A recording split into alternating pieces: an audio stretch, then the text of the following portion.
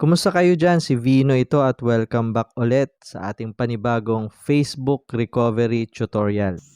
Sa video na to, ang gagawin natin ay tutorial kung paano natin makukuha ang FB Recovery Codes kapag nagpalit tayo ng bagong phone o kaya meron tayong bagong phone. Saan ba natin makukuha yung Facebook Recovery Codes? Bago tayo magsimula sa tutorial na to, iniimbitahan ko po kayo na mag-subscribe sa aking channel.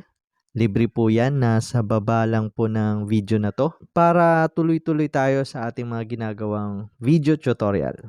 Reminder lang, ang recovery code na ito ay makukuha lang natin habang meron pa tayong access sa ating account sa Facebook. Ibig sabihin nito, habang meron pa tayong access sa current account natin, kailangan na natin gawin to para in case may mangyari sa account natin, ay may magagamit tayong pang-recover sa ating Facebook account. Ito po ay ginagamit kapag meron po tayong two-factor authentication. Ang una po natin gagawin ay bubuksan po natin yung ating account, nasa upper right, yan po. At kapag nandito na po tayo, kailangan po natin pindutin yung settings and privacy. Hahanapin naman po natin dito yung settings sa menu. At ito pong Meta Account Center, kailangan po natin itong pindutin, itong buong ito. Pipindutin lang po natin yan.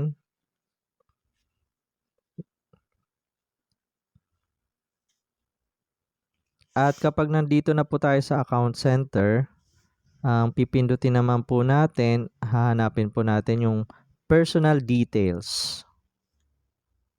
Kapag nandito na po tayo sa personal details, pindutin naman po natin itong identity confirmation.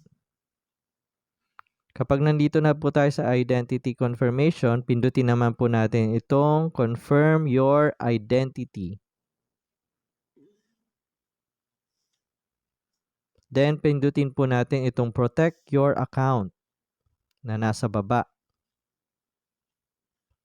And then, syempre, kailangan natin maglagay ng ating password para ma-make sure na ito talaga ay ating account.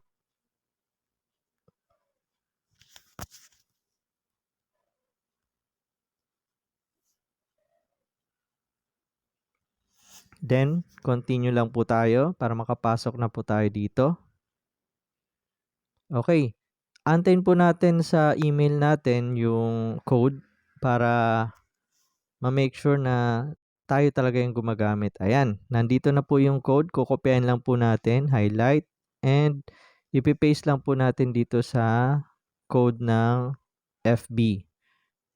Then, nandito na po tayo sa two-factor authentication is on. Naka-on naman po talaga siya. Pipindutin po natin yung additional methods na katabi po o nasa baba po ng authentication app.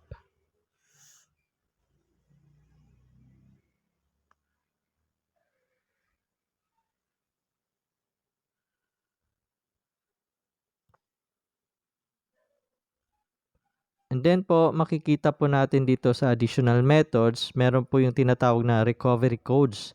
Nandyan po yung list of codes. Kapag pinindot po natin, magbibigay po yan ng mga recovery codes. Yan po yung makikita natin. Yan po yung pwede nating gamitin kapag nagpalit na po tayo ng bagong phone. Kailangan po natin itong i-store o pwede nating ilagay sa isang papel, tago po natin o kaya lagay po natin sa Google Drive o kaya ilagay po natin sa laptop natin para hindi po mawala. In case po magpalit po tayo ng phone o kaya nanakaw yung phone natin, pwede po natin ulit ma-access yung ating account gamit po itong recovery codes. Ito po yung magsisave sa atin kapag nag-login po tayo gamit yung ibang phone. Hindi na po natin kailangan ng iba pang code, ito lang po yung gagamitin natin.